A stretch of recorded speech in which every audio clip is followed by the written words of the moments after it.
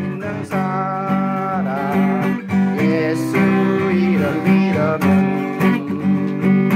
영원토록 변함없는 기쁜 마음 얻으리. 예수의 이름 세상의 소망이요. 예수의 이름은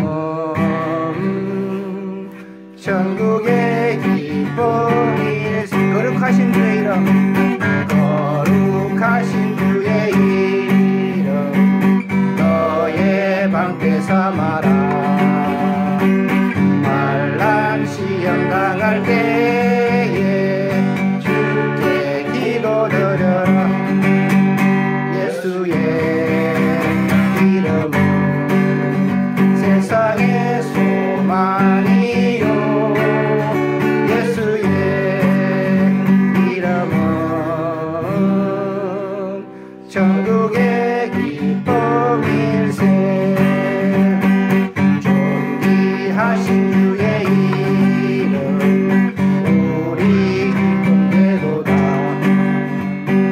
주의 품에 안길 때에 기뻐 찬송 부르리.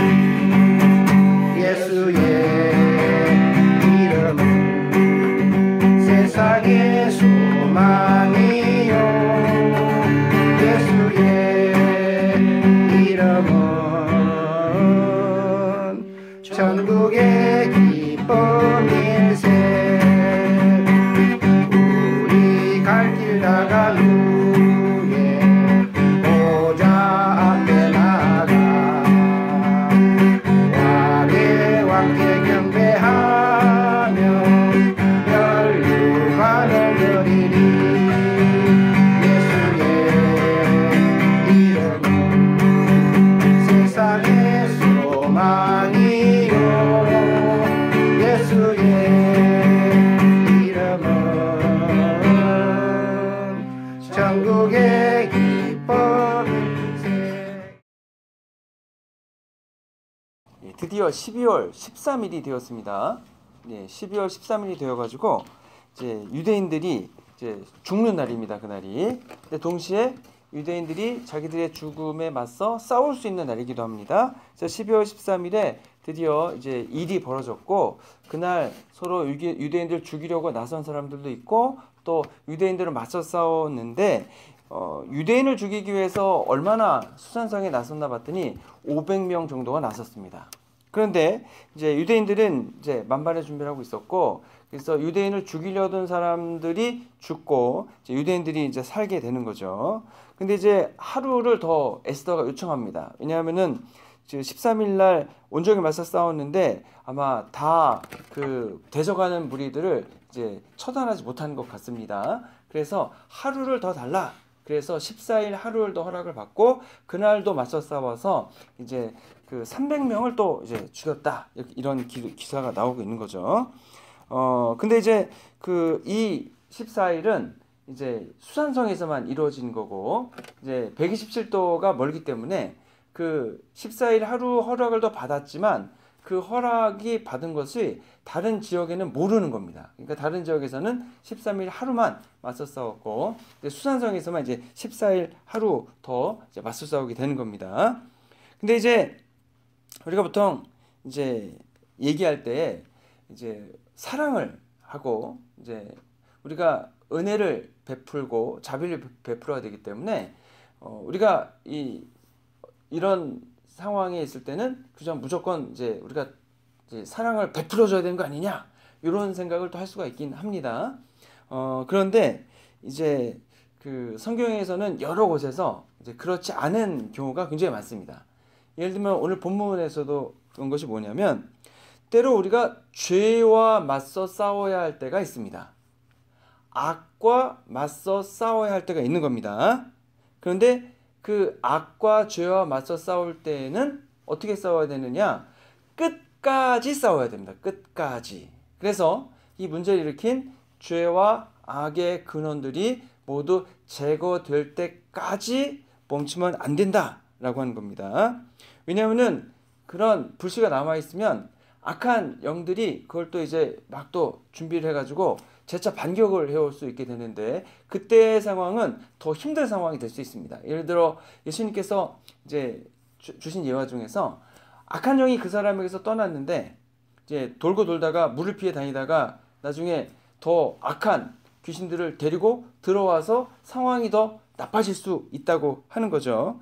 예전에 사울 왕도 이제 하나님께서 아말렉을 진멸하라. 이제 진멸이라는 단어는 모두 다 없애라. 심지어는 가축까지 다 없애라라고 하셨는데 이제 사울 왕은 이제 가축 중에서 좀 잘 튼실한 그 좋은 것들을 남겨두어서 이제 자기 것으로 하려고 했겠죠. 남겨두었고 또 아각 왕도 그 자리에서 진멸한 것이 아니라 이제 성으로 데리고 오죠.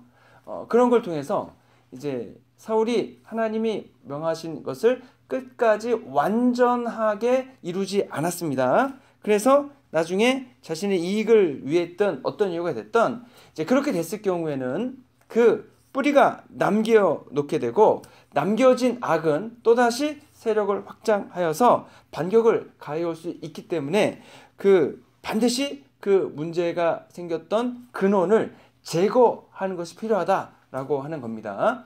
전에 엘리야가 이제 원래는 850명의 그 바알 선지자와 아세라 선지자와 싸웠어야 됩니다. 근데 막상 엘리야가 이제 싸웠던 사람들은 누구냐면 바알 선지자 450명 뿐입니다. 아세라 선지자 400명은 그 자리에 나오지 않았습니다.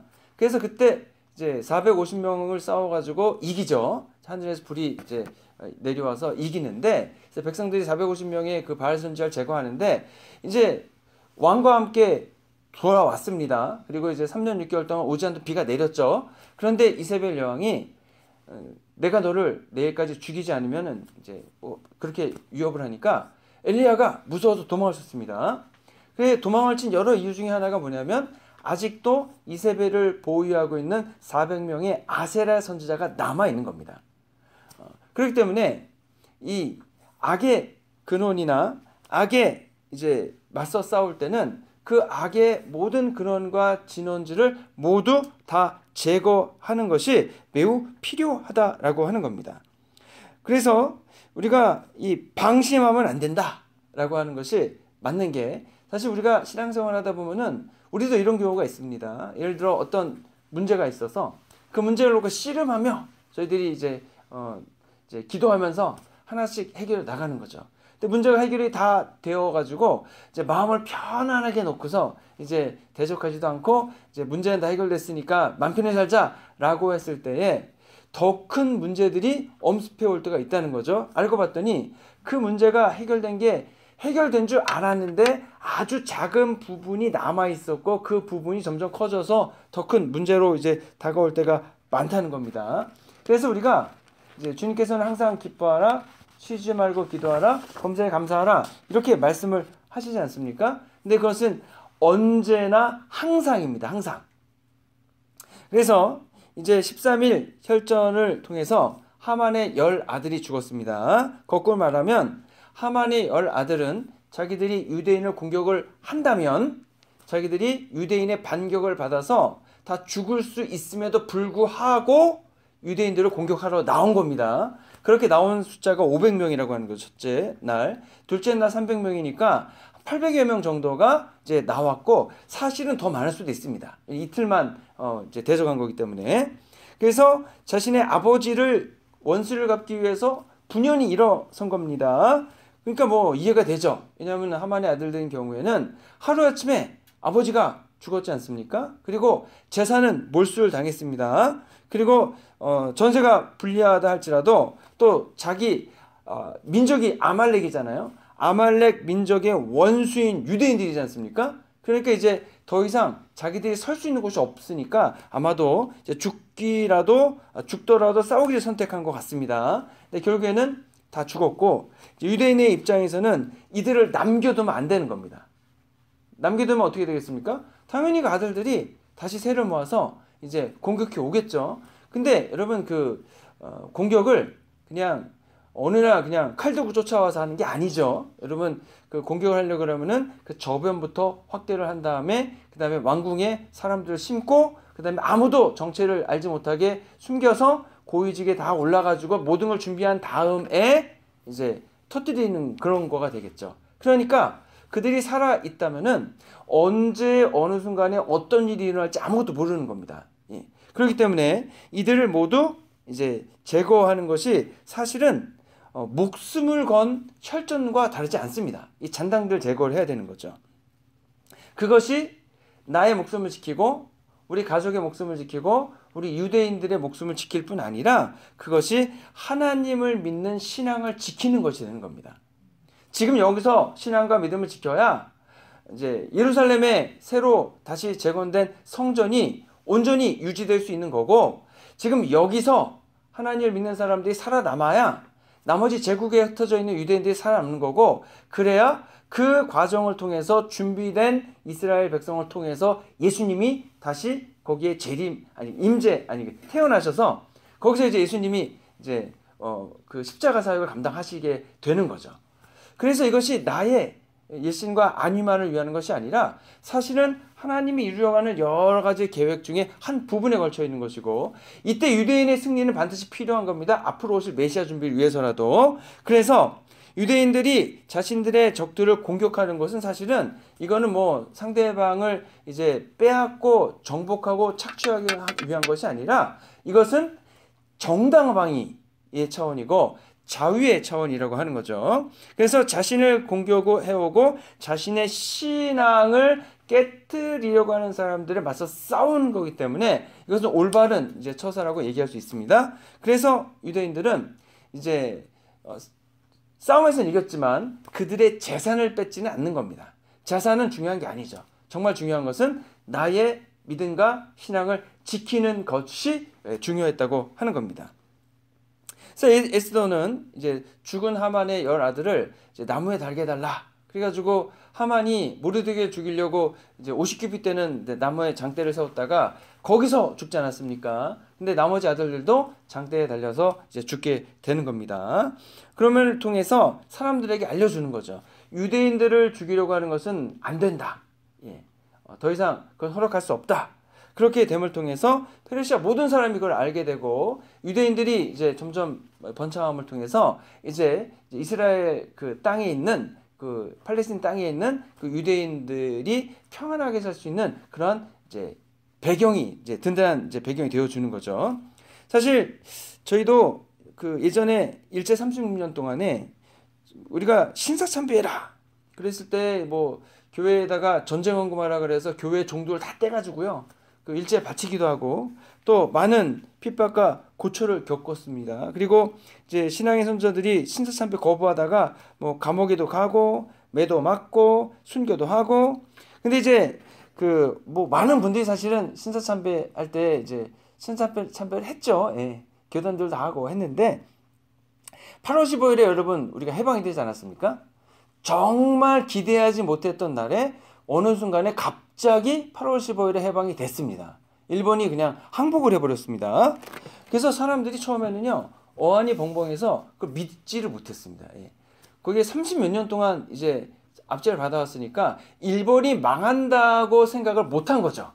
왜냐하면 또 온갖 그 일본이 장악한 매체에서는 전쟁에서 이기고 있다 해서 그 얘기만 하고 있으니까. 그러다가 이제 일본이 망하면서 신앙의 자유를 얻게 됐는데 그래서 이제 신사참배 하신 분들은 감옥에서 나오고 신사참배를 이제 하신 분들 있잖아요. 안 하신 분들은 이제 고초를 겪고 이제 자유의 몸이 됐으니까 뿌듯하고, 신사참배를 하신 분들은 민망하잖아요. 민망. 예, 얼마나 민망해요.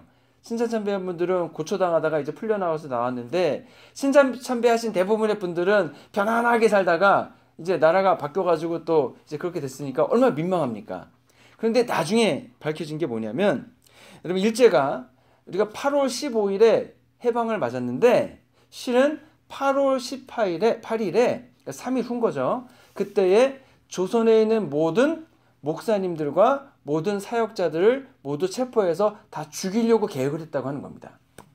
자, 그럼 잘 생각해 보십시오. 이게 실제로 있었던 일입니다, 여러분. 일제가 8월 18일에 기독교인들과 기독교 지도자들 다 죽이려고 이제 다 계획을 했었다는 거예요. 만약에 8월 15일이 아니라 한 8월 20일이나 8월 한 25일쯤 만약에 해방이 됐다면 어떻게 됐을까? 예, 큰일 났던 거죠. 큰일 났던 거. 한국에 있는 기독교 지도자들이 다 죽으면은 누가 이 교회를 이끌어 가겠습니까? 예. 그런 일이 그래서 8월 15일이 왜 8월 15일이냐? 8월 18일 날 때문에 하나님이 3일 앞서서 이제 한국에 있는 기독교인들을 살리기 위해서 그랬다고 하시는 거죠. 근데 여러분 그게 하나님 입장에서 그 살리고 싶으실까? 이런 생각은 안 드실까요? 왜냐면은 다 신사참배했어요. 예. 안 한 교단이 없어. 다 있어. 그리고 수많은 사람들이 대부분 신사참배 했어요. 안 한 사람이 얼마 안 돼요. 그래서 그때 신사참배 안에서 돌아가신 분들이 순교하신 분들이 어떤 학자에 의하면 한 100명에서 200명 정도 된다 그래요. 그러면은 그 당시 기독교인이 거의 몇십만이 되는데 하나님 입장에서는 그래도 이 배교한 성도를 살리고 싶으신가 라고 했을 때 그래도 하나님이 살리기를 원하셨다. 그래도 긍휼을 베풀어 주시고 그 배교한 기독교인이랄지라도 하나님이 사랑하시고 자비를 베풀어 주셨다. 이렇게 이해할 수 있는 거죠. 그래서 여러분 이 신사참배를 왜 했습니까? 네. 처음에는 안 했죠 다. 근데 일제가 점점 박해를 심하게 오고 그러니까 이제 신사참배를 하면은 계속해서 예수님 믿을 수 있다고 하니까 예수님 걔도 좀 믿겠다고 하는 분도 있고 신사참배 안 하면 교회가 다 이제 파교가 되고 빼앗기고 하니까 또 감옥에 가니까 감옥에도 안 가고 재산도 뺏기지 않으려고 그냥 신사참배에 참여한 거죠. 그래서 그나마 내 것을 지키기 위해서 신사참배를 했는데 여러분 결과가 뭐였다는 거예요? 8월 18일에는 아예 다 죽여 없애기로 했다고 하는 겁니다. 내가 고개 숙여서 내 믿음과 신앙을 그래도 좀 지키고 고개 숙여서 가진 거 그대로 지키려고 그랬는데 실제로 사단이 계획한 거는 모두 제거하여 없애버리려고 했다고 하는 겁니다. 여러분 그게 공산주의도 마찬가지입니다. 공산주의도 처음에 와가지고는요 기독교의 북한의 세력이 크니까 기독교를 회유하기를 원했습니다. 그래서 우리 공산주의 하는 이 혁명에 너네도 참여해라. 근데 북한 기독교는 어떻게 했습니까? 오히려 여러분 그 북한 기독교는 단합해가지고요 공산주의 정권에 대항했습니다. 그래가지고 실은 뭐 신의주의 학생 의거부터 해가지고 사실 그 뒤에 다 기독교가 이제 있었던 거죠. 그래가지고 실은 무장봉기 전까지 갔었던 거예요. 그러니까 이제 공산당에서는 기독교를 이제 완전히 그 대적을 해서 이제 박멸하기 시작을 하는 거죠. 그러면 만약에 그거를 피해서 북한 기독교가 공산주의에 협력을 했다가 쳐보십시다. 그러면 협력을 했습니다. 그러면 북한 그 공산당이 기독교를 허락해 줬을까요? 아니죠. 결국은 다 어떻게 했겠습니까? 다 이용할 대로 여행을 먹고 다 제거했을 거라고 하는 거거든요. 자, 그렇기 때문에 하나님을 섬기고 하나님만 믿는 것과 하나님 믿지 않고 우상을 섬기는 것, 그 사이는 존재하지 않습니다. 하나님을 믿는 거고 하나님 믿지 않으면 믿지 않는 겁니다. 사단의 목표가 있기 때문에 그래요. 사단의 목표는 무엇입니까? 하나님을 믿지 못하게 하는 겁니다. 하나님 믿는 사람들을 제거해버려서 아무도 하나님 믿지 못하게 만드는 게 그의 목표인데 어떻게 우리가 하나님 믿는 것과 우상 숨기는 것 같이 존재한다는 게 말이 되겠냐는 거예요. 사단은 그걸 제거하기를 원하는데. 자, 그렇기 때문에 신앙적인 싸움에서는요, 여러분 타협이 존재하지 못한다고 하는 겁니다. 어쩔 수 없는 거예요, 이게. 하나님을 섬기던가 사탄을 섬기던가. 왜냐면 사탄은 하나님 섬기기 싫어하니까. 사탄이 하나님 섬기는 걸 내버려 둘 리가 없거든요. 그래서 그 중간은 존재하지 않아요.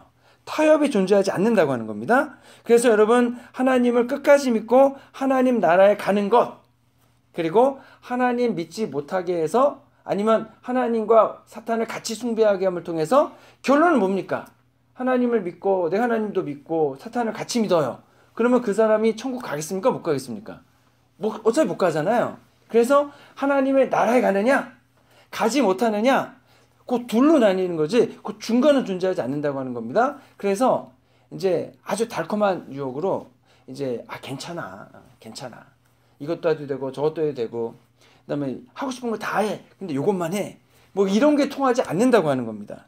그래서 우리가 믿음과 이제 우리의 신앙을 타협하게 하는 일이 있을 때에 거기에 속아 넘어가면 안 되는 겁니다. 그리고 영적인 전쟁일 뿐 아니라 이러한 악을 제거하는 데 있어서는 굉장히 단호하게 대처해야 하는 것이 바람직하다고 하는 겁니다. 물론 예수님은 우리에게 이제 사랑으로 이제 왼편을 맞으면 오른편까지 대주라 뭐 여러 가지 이제 좋은 말씀을 하셨지만 사실은 그러한 사랑과 은혜를 가지고서도 여러분 그것이 악과 여러분 타협하라는 건 절대 아닙니다.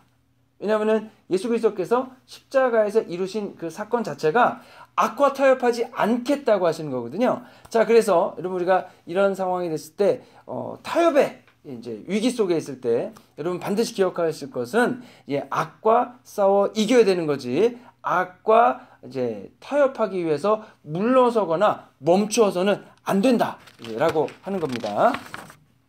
이제 12월 13일에 이제 승리를 하고 또 14일에 수산성에서 승리를 하루 더 하고 이제 적들을 다 물리쳤습니다. 그래서 이제 유대인들이 자신의 가족들과 이제 자신들의 신앙을 지킬 수 있게 됐습니다. 이제 처음에 여러분 이제 유대인들을 다 죽이라 이런 법령이 발표됐을 때에 아마도 이제 유대인들이 굉장히 힘들었을 것 같습니다. 왜냐하면 나라가 망하지 않았습니까? 더 이상 자기들 지켜줄 수 있는 나라도 없고 그 다음에 이제 성전도 파괴가 되지 않았습니까? 성전이 파괴됐는데 그게 왜 문제가 되냐면 성전의 법궤 위에 있는 속죄소에 하나님이 임재해 계셔서 거기에 가서 예배하고 거기에 가서 기도하고 그러면 되는데 이제 물론 이제 제2성전이 재건이 돼 있긴 하지만 이제 이미 파괴됐었고 하나님이 다시 주신 그곳에 이제 계시긴 하지만 또 멀리 있는 거죠. 그러면서 이 포로 시대에 살았던 이 유대인의 입장에서는 아무도 자기를 도와줄 수 있는 상황이 되지 않는 겁니다. 이때에 이제 누가 우리를 지키시고 돌보실 것인가? 라고 하는 질문을 하게 되는 겁니다. 대적들을 모두 죽여 없앨 수 있는 권한이 이들에게는 없는 거죠. 그런데 하나님께서 모르드게가 받아야 될 상을 숨겨두시고 애써는 죽으면 죽으리라 담대하게 믿음을 세워서 앞에 나서고 그러한 모든 과정 뒤에 하나님이 다 주관하고 역사해 주셨다고 우리는 이해할 수 있는 겁니다. 그런데 애써서 어디에도 하나님이라는 단어가 나오지 않습니다. 그럼에도 불구하고 하나님께서는 이 모든 과정을 다 주관하셔서 이스라엘 백성이 다시 살게 해주신 거죠. 그래서 유대인들이 이날 너무 기뻤을 것 같습니다. 13일에 대적을 물리치고 또 수산성에서는 14일까지 대적을 물리치고 너무 기쁘고 감사해서 그 다음날 잔치를 벌이게 되는 겁니다. 잔치를. 모르드게가 이제 하나님 앞에 자신들을 기적적으로 구해주신 것에 대해서 감사하기를 원했습니다.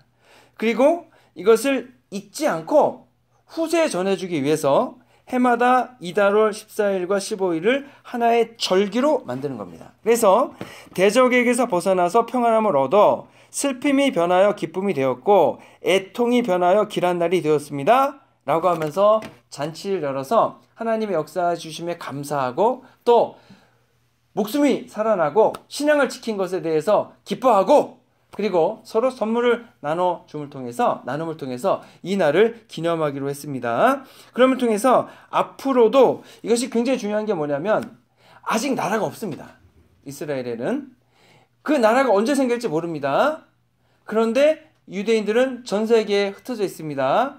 전 세계에 흩어져 있는 유대인들이 이 잔치를 베풀음을 통해서 하나님이 자신들을 어떻게 지켜주시고 보호해 주시는지를 매번 기억하면서 앞으로도 하나님께서 같은 위기에 처할 수 있기 때문에 앞으로도 하나님이 자기들을 지켜주시고 돌봐주시기를 아마 간절히 기대했을 겁니다. 아무리 큰 위기라 하더라도 하나님이 뒤에서 주관하시면서 에스더와 같은 사람을 준비하시고 모르드게와 같은 사람을 준비하셔서 하나님 믿는 믿음과 신앙을 굳건히 할 수 있다면 여러분 이스라엘 사람들이 유대인들이 어떠한 위험이 있다 할지라도요 그 위험에 굴복하는 것이 아니라 끝까지 믿음과 신앙을 지켜 나갈 수 있는 힘과 용기를 얻게 된다는 것입니다. 그래서 이제 이게 하나님 지시하셨는지 뭐 그런 건 나오지 않지만 일단 지시하셨을 거라고 저는 생각을 합니다. 그러면서 이제 이때 절기를 이제 만드는 겁니다. 그래서 이때 저희들이 이제 예전에도 하나님이 이스라엘 백성이 출애굽했을 때에 무슨 절기를 지키라고 했습니까? 유월절을 지키라고 했죠. 그래서 유대인들이 이제 12월 13일, 14일 고난을 기념해서 지키는 절기를 불임절 이렇게 하는 겁니다. 그래서 절기는 14일과 15일 이틀 동안 지키게 했습니다. 그래서 불임절이 뭐냐? 불임절 여러분 부르가 뭐냐면 제비를 뽑는다. 이제 그런 뜻이거든요. 그래서 여러분 12월 13일을 어떻게 정했냐면은 하만이 제비를 뽑아서 이제 정했다라고 하지 않습니까? 그래서 그날을 불임절이다. 그 불임절이 이게 사실 뭐 좋은 말은 아니죠. 왜냐면은 자기들 죽이려고 이제 정한 날이잖아요. 근데 그걸 이제 그날로 해서 이제 점을 친 날을 이제 불임절로 하는 겁니다. 자, 그래가지고 이게 좀 아이러니고 언어 유희라고 할 수 있는 거죠. 그 하만은 점을 쳐가지고 유대인을 죽이는 날을 정했는데 그날이 자기가 죽는 날일 줄 어떻게 알았겠냐고 하는 거죠. 그래서 인간은 언제나 미래를 알기를 원하고 점을 치고 뭘 하죠. 그래서 지금 한국에서는 여러분 굉장히 뭐 탄핵 사건 있잖아요. 그랬을 때 저희는 기도하죠. 하나님 이 나라를 지켜주시고 돌봐주시고 하나님의 공의가 실천되는 나라가 되게 이렇게 기도하는데 하나님 안 믿는 사람들은 어떻게 해요? 무당한테 가가지고 점 보면서 탄핵이 될까요? 안 될까요? 이런 거 물어보잖아요. 미래를 몰라요. 무당들도 다 맞추겠습니까? 무당들도 그러더라고요. 탄핵 된다는 분도 있고 안 된다는 분도 있고. 그게 뭐예요? 그래가지고 그러는데 미래를 모르는 거죠. 미래를. 그런데 하나님은 미래를 아시고 미래를 주관하시고 역사를 운영하시는 겁니다. 근데 그 크기가 얼마나 크냐면은 이제 페르시아는 당시 여러분 가장 넓은 땅을 지배하고 있는 강대국입니다. 그 강대국의 역사 이면에서 하나님 역사하심을 통해 유대인들을 살려주시는 겁니다. 그러니 하나님께서 이 불임절에 다 유대인을 죽이기 원했던 그 우상들 사단의 권세를 깨트려가지고 악한 영들 대신 물리치시고 오히려 하나님께서 유대인에게 밝은 미래를 가져다 주시는 겁니다. 모르드게가 제국의 2인자가 됐고 하만의 세상을 다 가졌고 그렇기 때문에 앞으로 유대인들이 오히려 그 위기를 통해서 더 큰 기회를 가지게 돼서 이제 제국에서 더욱더 번성할 수 있는 이제 토대를 마련하게 된 거거든요. 그러니까 하나님만이 미래를 아시고 하나님의 역사를 주관하시고 하나님께서 그 미래를 만들어 가시는 겁니다. 그랬을 때 유대인들이 그 하나님 편이기 때문에 유대인들에게도 계속 살아남으면서 계속 그들의 미래가 밝게 열리게 되는 겁니다. 이것을 그 불임절에 자기들이 죽임을 당하기 위해 뽑힌 그날에 부르라는 단어를 불임절로 정해서 이들이 그날에 기뻐하고 축하하는 겁니다. 사실 불임절만 있는 게 아니고요. 또 이제 유대인들에게는요 수전절이라는 날이 있습니다. 여러분 이제 한우카라고 아시죠? 유대인들 지금도 한우카를 지키고 있고 한우카는 여러분 뉴욕 같은 데서는 수업도 안 합니다. 그리고 유대인들이 모여서 한우카 절기를 지키는데 그날은 언제냐면은요 우리는 이걸 잘 모르는데 뭐냐면 마카비 형제들이 이제 기원전 164년에 이제 무슨 일을 했냐면은 독립국가를 이뤘습니다. 사실 예수님 당시에는 이제 로마에 점령을 당했지만 이 164년에 마카비 형제가 혁명을 일으켜서 이제 독립국가를 형성하거든요. 그날이 바로 이제 독립한 날이 수전절 날입니다. 그래서 요거는 이제 11월 중순경에 열리거든요. 그래서 이제 저희들은 뭐 이런 유대인의 절기를 지키진 않아요. 근데 저희들은 기독교니까 이제 저희들이 지킨 절기는 이제 뭐가 있냐면 이제 부활절과 또 사순절, 부활절 연결되어 있죠. 그다음에 우리는 추수감사절. 그다음에 추수감사절은 여러분 기독교에 원래 있던 절기는 아닙니다. 추수감사절은 이제 미국에서부터 이제 시작된 절기고 우리의 추석과 이제 연결이 되는 절기고 그다음에 있는 것이 성탄절. 그래가지고 성탄절과 부활절, 사순절 포함한 그 부활절 두 개가 사실은 대표적인 절기가 되는 거죠. 이런 절기를 통해서 하나님이 어떻게 우리의 삶 속에 역사하시고 또 주님이 우리를 구원하기 위해서 어떻게 이 땅에 오시고 그 다음에 우리를 구원하시기 위해서 어떻게 죽으시고 부활하셨는가 우리의 초점은 그 구원에 있는 거죠. 구원에. 이런 절기는 우리에게 그래서 매우 중요합니다. 그 절기를 통해서 그 절기가 가져다 주는 그 의미를 다시 되새기고 우리의 삶 속에 적용해 가는 거죠. 근데 사람들이 이제 그 이제 시간이 지나면은 무뎌지거든요. 잊어버리거든요. 자, 그래서 이러한 절기를 통해서 저희들이 사순절 되면은 이제 예수님의 고난을 생각하면서 사실 초유의 만찬을 기념하면 성찬식을 또 하고, 그다음에 사실 우리 종려주일 되면은 뭐야, 이제 사실 우리 그거 해야 되는데, 이제 종려나무 가지 꺾어가지고 이렇게 흔들고 이렇게 행진하고 해야 되는데, 이제 그런 것도 하고, 그다음에 예수님의 십자가에 못도 받고, 예. 그래서 예전에 제가 어떤 글을 봤는데, 필리핀에서는요 어떤 분이 실제로 사순절 되면은요 이제 못에 여기 십자가에 박힌대요. 그래서 여기에 실제 못을 박는데요. 와, 그래가지고 저분 대단하다 그랬는데 저는 무슨 생각했냐면은, 근데 못이 보니까 조그맣더라고요. 그럼 박히려면 예수님처럼 큰 못에 박히지 왜 조그만 거 박히지, 뭐 이런 생각도 했는데 대단하죠. 아무튼 그런 절기를 통해서 우리가 예수 그리스도의 고난과 그런 것을 이제 생각을 하는 거죠.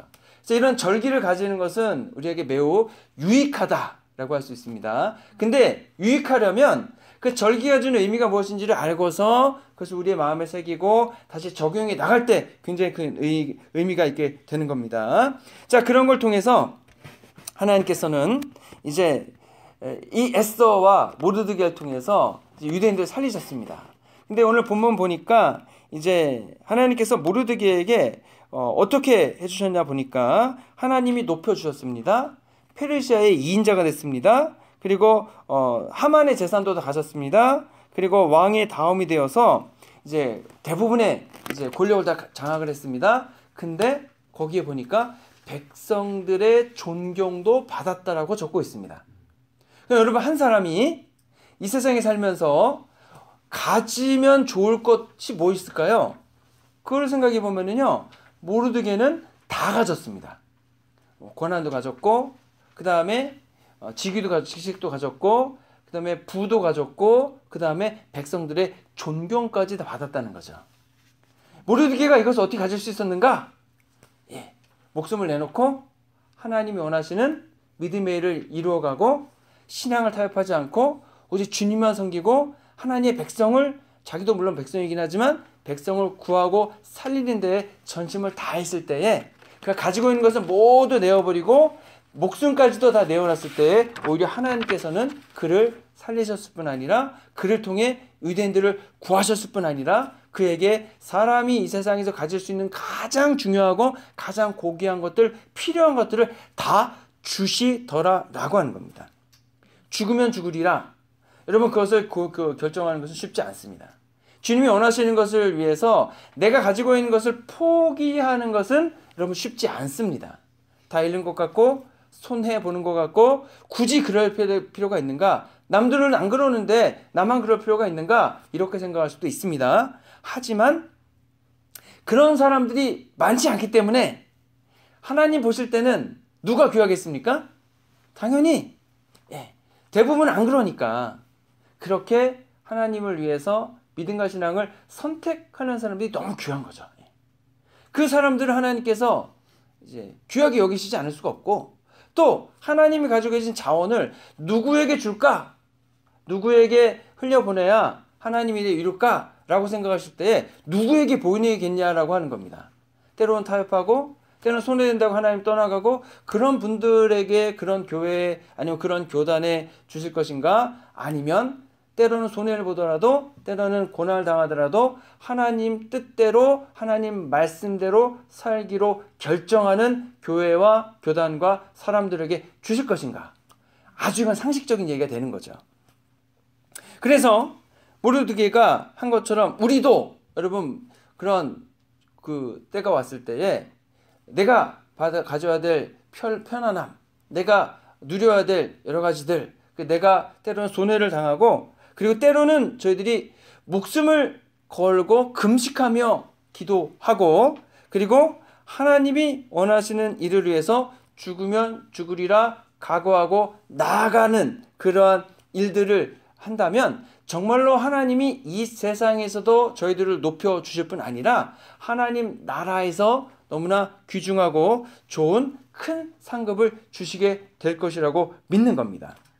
그래서 여러분, 에스더도 그렇고 모르드게도 그렇고 자기 개인의 이익이나 명예가 아니라 백성과 자신의 민족을 지키기 위해서 하나님의 영광과 하나님의 이름을 위해서 나아갈 때요, 하나님이 도와주신 그 도움의 크기가 엄청나다는 거죠.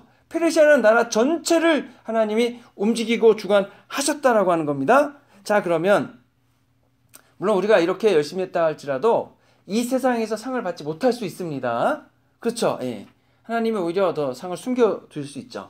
그런데 그렇다 할지라도 하나님께서는 결국 하나님 나라에서 그 상을 다 주실 거라고 하는 겁니다. 하나님 나라에서 받는 큰 상을 기대하면서 끝까지 믿음과 신앙을 지켜나가시는 저와 여러분 되시기를 주님의 이름으로 축원합니다. 기도하겠습니다.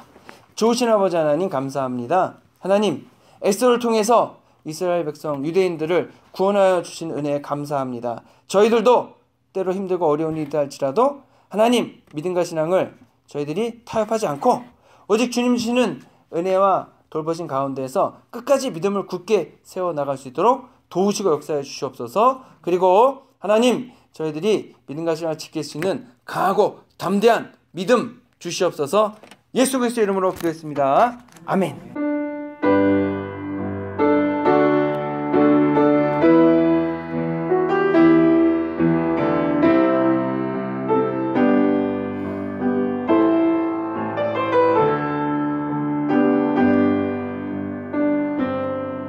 철저히 무너진 삶 속에서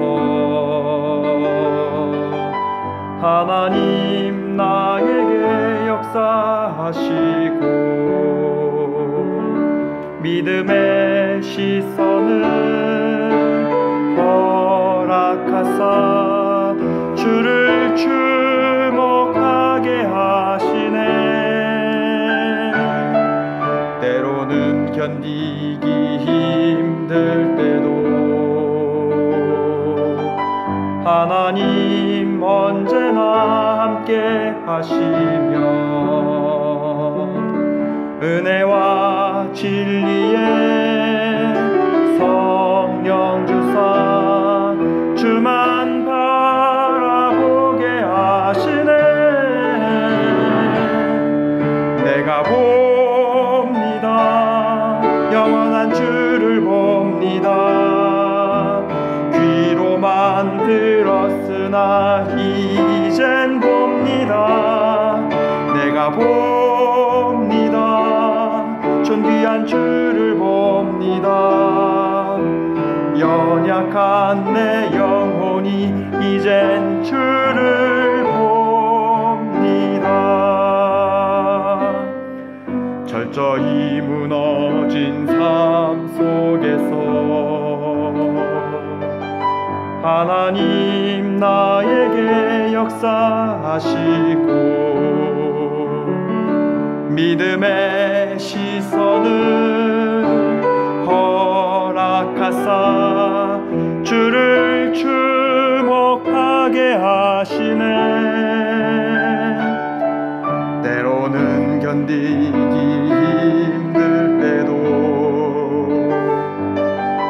하나님 언제나 함께 하시며 은혜와 진리의 성령 주사 주만 바라보게 하시네. 내가 봅니다. 영원한 주를 봅니다. 귀로만 들었으나 이젠 봅니다.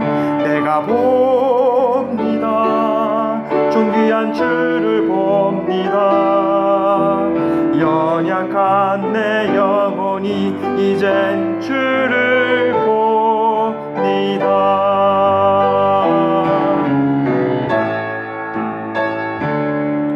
내가 봅니다. 영원한 주를 봅니다. 귀로만 들었으나 이젠 봅니다. 내가 봅니다. 존귀한 주를 봅니다. 연약한 내 영혼이 이젠 주를 봅니다. 내가 봅니다.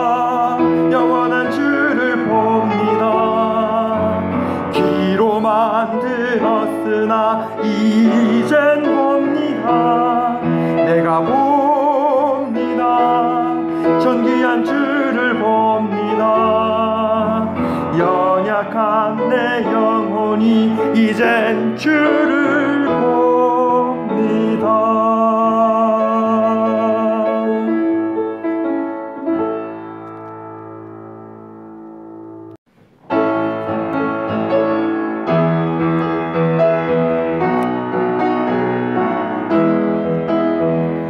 우리에게 향하신 여호와의 인자하심이 크고 크도다 크시도다 크고 크도다 크시도다. 우리에게 향하신 여호와의 진실하심이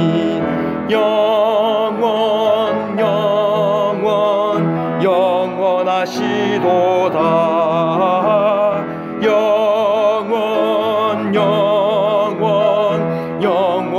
영원하시도다. 우리에게 향하신 여호와의 계획하심이 놀랍고 놀랍다 놀라우시도다. 놀랍고 놀랍다